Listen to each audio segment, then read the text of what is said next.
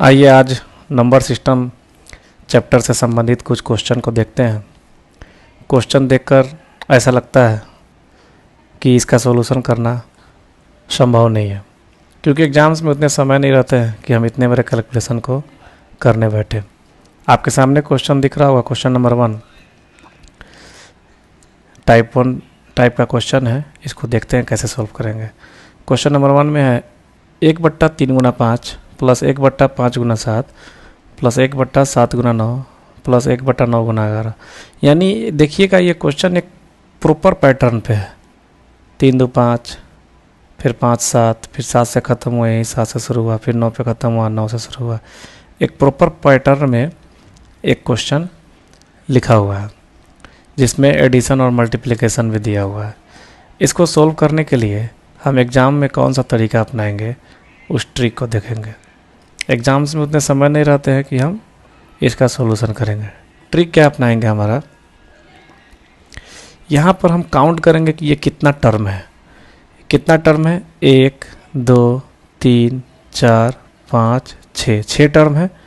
तो हम क्या लिखेंगे, 6 टर्म है तो हम इसको सॉल्यूशन करने के लिए 6/, अब नीचे क्या लिखना है, ये हमारा पहला टर्म का पहला अंक क्या है, 3 है। 3 गुना, और ये हमारा लास्ट टर्म का लास्ट अंक क्या है बट्टा में, 15। इसका सॉल्यूशन कर देंगे, हमारा आंसर निकल के आ जाएगा। ये 3 दूना 6 कट जाएगा, हमारा आंसर होगा 2/15। ऐसे ही आगे भी क्वेश्चन है, उसको सोल्व करके देखते हैं। क्वेश्चन क्या कहता है, सेम पैटर्न वही है। यहाँ डॉट का मतलब मल्टीप्लाई होता है, डॉट का मतलब मल्टीप्लाई है, सभी जगह डॉट का मतलब मल्टीप्लाई ही है। 2 गुना 5, फिर 5 से ख़त्म हुआ, 5 से शुरू हुआ, फिर 8 पे ख़त्म हुआ, 8 से शुरू हुआ। इसी पैटर्न को फॉलो करते हुए ये यहाँ तक आया है। हम इसको काउंट करेंगे, 1 2 3 4 5 6 7 8 9। तो हम क्या करेंगे, 9 बट्टा पहला अंक कितना है, 2, लास्ट अंक कितना है, 29। ये डिवाइड नहीं होने वाला है तो हमारा आंसर हो जाएगा, इसको गुना करेंगे तो 9/58। ये हमारा आंसर निकल के आएगा। उसके बाद तीसरा क्वेश्चन है, सेम क्वेश्चन, यही पैटर्न फॉलो करना है बराबर। तीसरा क्वेश्चन क्या कहता है, सेम है तो हमारा इसमें टर्म काउंट करना है कि ये कितना टर्म में एडिशन है।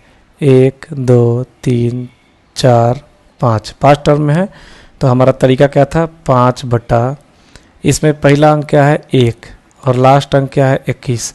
मल्टीप्लाई करेंगे, 5/21 आंसर आएगा। देखिए कितना फटाफट इसका आंसर निकल के आता है। क्वेश्चन देख के घबराना नहीं है, क्वेश्चन का सॉल्यूशन करने का तरीका बिल्कुल आसान होना चाहिए। एग्जाम में इतना समय नहीं रहता है, समय बचाने के लिए इस तरीके का प्रयोग करेंगे, आपका बहुत ही समय बचेगा। अभी देखिए आपके सामने क्वेश्चन नंबर 4 क्या कहता है। क्वेश्चन नंबर 4 कह रहा है कि 1/2 प्लस 1/6 1/12। देखिए क्वेश्चन वही है, बस लिखने का तरीका अलग है। इसको ज़रा हम तोड़ कर समझते हैं कि उसी पैटर्न में कैसे आएगा। ये 2 को हम लिख सकते हैं 1 गुना 2, इसको लिख सकते हैं 2 गुना 3, इसको लिख सकते हैं 3 गुना 4, इसको लिख सकते हैं 4 गुना 5। वैसे ही यहाँ आ जाएगा 7 गुना 8, और यहाँ आ जाएगा 8 गुना 9। आया कि नहीं आया। अब हमारा क्या करना है, टर्म काउंट करना है। टर्म काउंट करना, कितना टर्म है, 1 2 3 4 5 6 7 8 टर्म है। तो हमारा सॉल्यूशन क्या होगा, 8/, पहला टर्म क्या है, पहला टर्म 1/2 में हमारा क्या आया है, 1, और मल्टीप्लाई बाई लास्ट टर्म क्या है, 9। डिवाइड नहीं होगा तो हमारा आंसर क्या हो जाएगा, 8/9। ये हमारा ए आंसर हो जाएगा। इसी तरह से अगला सवाल देखते हैं। अगला सवाल टाइप 2 तरह का है। टाइप 2 में क्या करते हैं, थोड़ा सा पैटर्न चेंज हो जाएगा। इसमें क्या है, उसमें 2 टर्म था, इसमें मल्टीप्लाई में 3 टर्म है। देखिए 1/1 गुना 2 गुना 3 प्लस 1/2 गुना 3 गुना 4 प्लस 1/3 गुना 4 गुना 5 प्लस 1/4 गुना 5 गुना 6। अब इसका सॉल्यूशन उस पैटर्न पर नहीं करेंगे, इसका सॉल्यूशन थोड़ा सा अलग टाइप का होता है। इसके लिए क्या तरीका है, तरीका सीखेंगे। बहुत ही आसान तरीका है, एक बार सीख लेंगे, एग्जाम्स में एक भी क्वेश्चन छूटने वाला नहीं है। इसका ट्रिक क्या है, पहले हम बाहर 1/4 लिख लेंगे, फिर ब्रैकेट देंगे। ब्रैकेट देने के बाद क्या करेंगे, यहाँ हमारा सिर्फ ये लास्ट टर्म को देखेंगे। लास्ट टर्म में हमारा पहला गुणांक क्या है, पहला गुना का अंक है 4, 4 ऊपर लिखेंगे फिर बटा देंगे। फिर बाद का गुना का अंक है क्या है 5, यहाँ 5 लिखेंगे। फिर लास्ट गुना का अंक क्या है 6, तो यहाँ गुना 6 लिखेंगे। और ये लास्ट वाला गुना का अंक जो 6 है इसमें 1 जोड़कर ऊपर फिर से गुना कर देंगे, यानी 6 में 1 जोड़ेंगे तो क्या आएगा 7, और ऊपर 7 से गुना कर देंगे। इसका सॉल्यूशन हमारा आंसर देगा। अब यहाँ पर हम कटाएंगे 2 दूना 4 और ये 2 तिया 6, यानी 1/4 गुना 7 दूना 14 बटा 5 तिया 15, यानी आंसर हमारा क्या निकल के आएगा।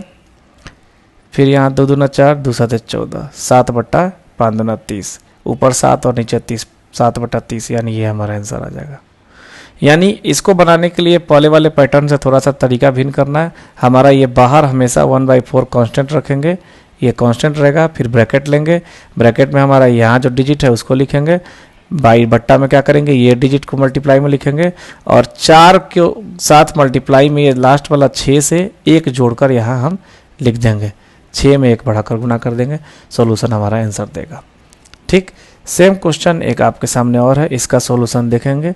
अगर आप कर पाए तो बढ़िया, नहीं तो मैं करके दिखाता हूँ। देखिएगा यहाँ भी हमारा सेम पैटर्न है, 3 टर्म है, 3 टर्म है, 3 टर्म है। फिर हमारा आंसर क्या हो जाएगा, पहले हम 1/4 लिखेंगे, फिर ब्रैकेट देंगे। ब्रैकेट में हमारा क्या आएगा, यहाँ पर हमारा 5 है तो यहाँ पर हम 5 लिखेंगे, 5 बटा यहाँ क्या है 6 और 7, तो 6 × 7, और इसी 7 में यानी लास्ट वाले टर्म में 1 जोड़ के ऊपर से गुना कर देंगे। 7 में 1 जोड़ेंगे 8 आएगा, 8 से ऊपर गुना कर देंगे। इसका सॉल्यूशन निकालेंगे, आंसर आएगा। सॉल्यूशन देखिए क्या आ जाएगा, या 4 दूना 8 कट जाएगा, या 2 तिया 6 कट जाएगा, यानी ऊपर बचा 5, नीचे बटा 7 त्रिका 21। हमारा आंसर क्या आएगा 5/21। बहुत ही आसान है। इसी तरह से इस पैटर्न को फॉलो करने के लिए लास्ट में कुछ टर्म दिया गया है इन्फिनिटी तक, मतलब n मान लिया है, तो इसका आंसर क्या होगा। पैटर्न वही है, अगर आप देखें तो यहाँ पर 1/4 देख के ही आप आंसर मार सकते हैं, लेकिन फिर भी हम देखते हैं फार्मूला क्या था हमारा 1/4। हम लास्ट टर्म क्या था हमारा ये वाला, इसमें 3 टर्म है n है तो n को ऊपर लिखेंगे। दूसरा टर्म क्या है n+1 है, नीचे लिखेंगे। मल्टीप्लाई में क्या है n+2 है। उसके बाद इसमें 1 बढ़ाकर ऊपर गुना करना है, तो n+2 में 1 बढ़ाएंगे तो क्या हो जाएगा n+3, n+3 ऊपर गुना कर दिए, और ये हमारा आंसर आ गया। देखिए तो ये आंसर किधर है, ये है ना, इससे मैच कर रहा है, ये आंसर हो गया। इसी तरह का टाइप 2 तरह का क्वेश्चन जो भी आएगा एग्जाम्स में हम ऐसे ही सॉल्व करेंगे। ठीक है, अब अगला देखिएगा, नंबर सिस्टम में कुछ इस तरह के भी क्वेश्चन पूछे जाते हैं। देखिएगा x = √2, ये जो है 2 बाहर है, कभी ये रूट के अंदर 2 होता है वो नहीं है, 2 हमारा बाहर है। ऐसा x √2 फिर √2 फिर √2 फिर √2, ऐसा रिपीटेशन है 5 बार। कितना बार है 5 बार, 1 बार 2 बार 3 बार 4 बार 5 बार रिपीटेशन है। इसका सोल्यूशन क्या आएगा, तो सबसे पहले हमारा रूट के अंडर में क्या है 2, तो 2 को बेस मान लेंगे, 2 को बेस मान लेंगे। और 2 को बेस मानने के बाद हमारा पावर में जो संख्या निकालना है वही यहाँ सीखना है। पावर में संख्या क्या निकालना है, यहाँ रूट है तो रूट के अंडर में क्या होता है 2 होता है, 2 होता है ना, इसको लिखते नहीं है लेकिन ये हाइड होता है, इसको 2 मानते हैं। तो यहाँ पर हम 2 लिखेंगे, 2 का पावर क्या करेंगे, 2 का पावर करेंगे 5, 2 का पावर, क्योंकि ये रिपीटेशन कितना बार है 1 2 3 4 5, 5 बार रिपीटेशन है तो 2 का पावर 5 करेंगे। तो 2 का पावर 5 करेंगे तो क्या आएगा, 2 को 5 बार गुना करेंगे, 2 दूना 4 दूना 8 दूना 16 दूना 32, 32 आएगा। तो ये हमारा जो बेस है इसका पावर हम लिखेंगे 32, और इसमें 1 घटा के ऊपर लिख देंगे 31, यानी ये हमारा आंसर निकल के आ गया 2 का पावर 31/32। ध्यान से समझिएगा, जो बेस है बेस को बाहर निकालेंगे, यहाँ पर वर्गमूल दिया हुआ है तो वर्गमूल के अंदर 2 छुपा रहता है तो 2 मानेंगे, और ये रिपीटेशन कितना बार है 5 बार, तो 5 लिखेंगे, हमारा आएगा 32। तो अभी इस बेस का जो है हम 2 का पावर 32 1 घटा देंगे 31, यानी 31/32 मान लेंगे, ये हमारा सॉल्यूशन आएगा।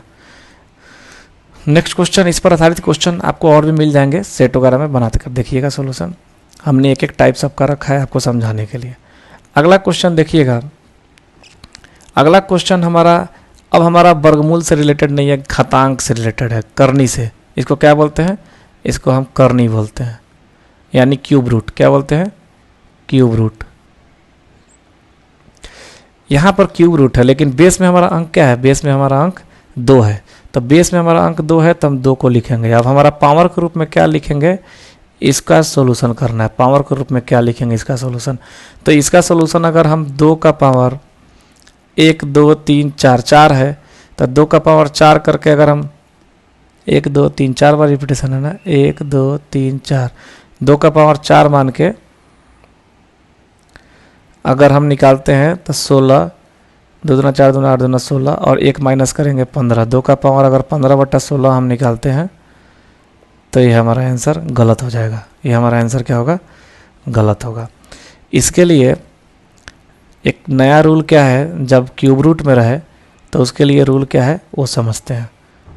उसके लिए रूल है, हमारा बेस तो 2 ही रहेगा, लेकिन हमारा यहाँ क्यूब रूट है, तो क्यूब रूट में 3 छुपा रहता है, तो 3 निकालेंगे बाहर, और 3 का पावर क्या करेंगे? कितना बार रिपीटेशन है? 4 बार। तो 3 का पावर 4 करेंगे।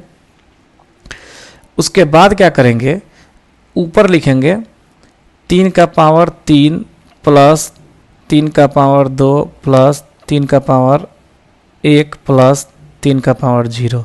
ये 3 का पावर 4 है, नीचे लिखेंगे, और इससे ऊपर 1 कम करके पावर को घटाते हुए जोड़ते चले जाएंगे।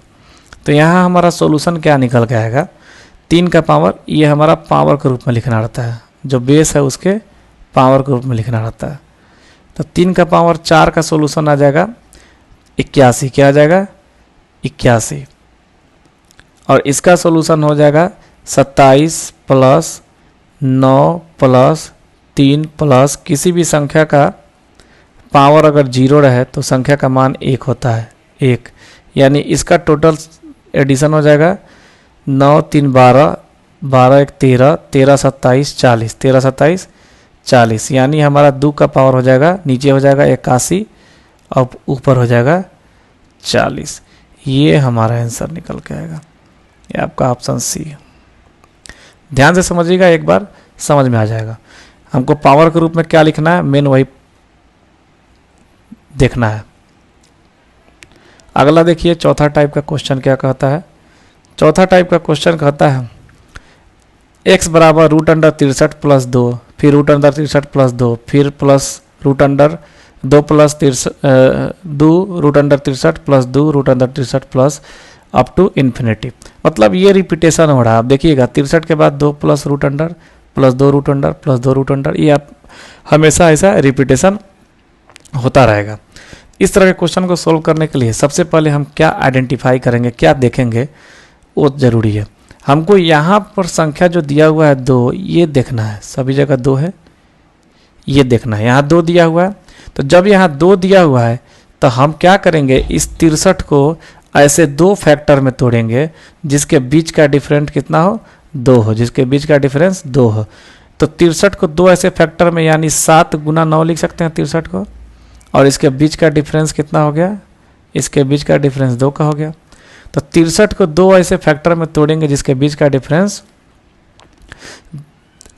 यहाँ पर 2 है, इसके लिए बीच का डिफरेंस क्या लेना है, 2। अब हम देखेंगे यहाँ पर सिंबल किस चीज़ का है। यहाँ हमारा साइन प्लस का है, प्लस का है, प्लस का है, प्लस का है। साइन जब प्लस प्लस प्लस का रहेगा तो बड़ा वाला फैक्टर हमारा आंसर हो जाएगा, बड़ा वाला फैक्टर आंसर हो जाएगा। तो यहाँ पर हमारा आंसर निकल के आएगा 9। अगला टाइप देखते हैं। सेम क्वेश्चन है, ऊपर वाले क्वेश्चन से सेम क्वेश्चन है, यहीं पे समझ लेते हैं। अगर हमारा यहाँ पर इसका फैक्टर है 7 और 9, अगर साइन हमारा यहाँ माइनस माइनस माइनस माइनस आएगा तो हमारा छोटा वाला आंसर निकल गया।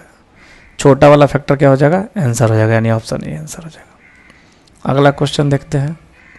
अगला क्वेश्चन भी सेम है, आप बना सकते हैं। देखिएगा क्वेश्चन कहता है 35 है यहाँ पर 2 हर जगह है, 2 यहाँ भी है, 2 यहाँ भी है, 2 यहाँ भी है। तो हम क्या करेंगे, 35 का 2 ऐसा फैक्टर लेंगे जिसके बीच का डिफरेंस 2 हो। तो 5 गुना 7 लिख सकते हैं, इसके बीच का डिफरेंस कितना है, 2 का है।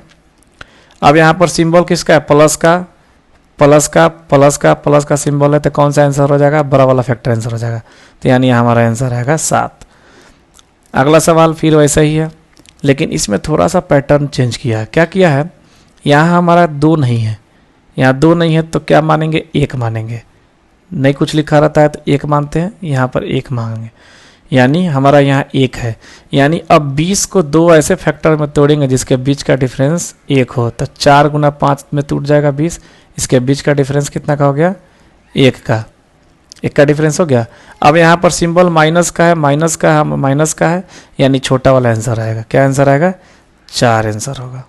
ठीक, अगला सवाल देखिएगा। फिर यहाँ पर हमारा क्या है, यहाँ 2 नहीं है तो 1 मानेंगे, सभी जगह 1 मानेंगे। 1 है तो इसका 12 का 2 ऐसा फैक्टर तोड़ेंगे जिसके बीच का डिफरेंस 1 का हो, तो 3 और 4 फैक्टर आएगा। सिंबल क्या चीज़ है, यहाँ पर हमारा प्लस का साइन है, प्लस का साइन है, तो हमारा आंसर क्या आएगा, बड़ा वाला आंसर आएगा, 4 आंसर हो जाएगा, ऑप्शन बी। अगला क्वेश्चन उसी से रिलेटेड है, देखिएगा। यहाँ हमारा सेम क्वेश्चन अभी हमने ऊपर सोल्व किया था, इसको हमने तोड़ा था 7 9 में, 7 9 में तोड़ा था। यहाँ प्लस का साइन था तो हमारा आंसर आया था 9 आया था। और यहाँ माइनस का साइन है, 7 और 9 में तोड़े थे, यहाँ माइनस का साइन है तो हमारा आंसर क्या था, 7। तो अब क्या पूछ रहा है, देखिए ये x का मान लिया और इसको y मान लिया, तब पूछता है x माइनस वाई बराबर क्या होगा। तो x माइनस वाई आसान सी बात है, 9 में से 7 घटा लेंगे तो हमारा आंसर क्या आएगा, 2 आंसर हो गया। इसी तरह से अगला क्वेश्चन है। अब यहाँ एक चीज़ ध्यान दीजिएगा, यहाँ हमारा डिफरेंस, ऐसा क्वेश्चन का डिफरेंस पूछा है तो डिफरेंस क्या निकल का आया, 2 निकल का आया। और यहाँ हमारा क्या है, 2। देखिएगा यहाँ 2 है इसीलिए डिफरेंस 2 निकल के आया। ध्यान रखिएगा, ये ट्रिक है, तरीका है। यहाँ अगर हमारा डिफरेंस 2 है तो ही इसलिए हमारा यहाँ पर आंसर भी 2 आया है। ये इसलिए बता रहा हूँ क्योंकि अगला क्वेश्चन का सोल्यूशन उसी आधार पे होने वाला है। यहाँ हमारा देखिएगा, यहाँ हमारा कुछ नहीं लिखा हुआ है तो 1 मानते हैं ना, 1 मानते हैं, लेकिन 13 का फैक्टर तोड़ना मुश्किल है, इसलिए इंडिविजुअल इसका और इसका आंसर निकालना मुश्किल है, आसान नहीं है। इसलिए इस तरह का क्वेश्चन जब कभी भी देगा तो ये दोनों पेयर में देगा, एक साथ देगा। तो उस समय हमारा यहाँ 2 था, हमारा यहाँ 1 के जगह पे क्या था, 2 था। तो जब यहाँ 1 के जगह पे 2 था तो आंसर क्या आया था, 2 आया था। अभी यहाँ पर हमारा 1 है सब जगह, तो हमारा आंसर क्या आ जाएगा, 1 आ जाएगा। इसको सोल्यूशन करने की आवश्यकता नहीं है, याद रखिएगा। ऊपर के क्वेश्चन में देखिएगा, यहाँ 2 था तो x माइनस वाई का वैल्यू क्या आया था, 2 आया था। तो यहाँ हमारा सभी जगह क्या लिखा हुआ है, सभी जगह 1 लिखा हुआ है, 1, इसलिए इस दोनों का डिफरेंस हमारा 1 होगा। ठीक है, आज का इतना क्वेश्चन ही, मिलते हैं अगले सेक्शन में। तब तक के लिए धन्यवाद। अगर हमारा वीडियो अच्छा लगे तो लाइक और सब्सक्राइब कीजिए, बने रहिए हमारे साथ, मिलते हैं।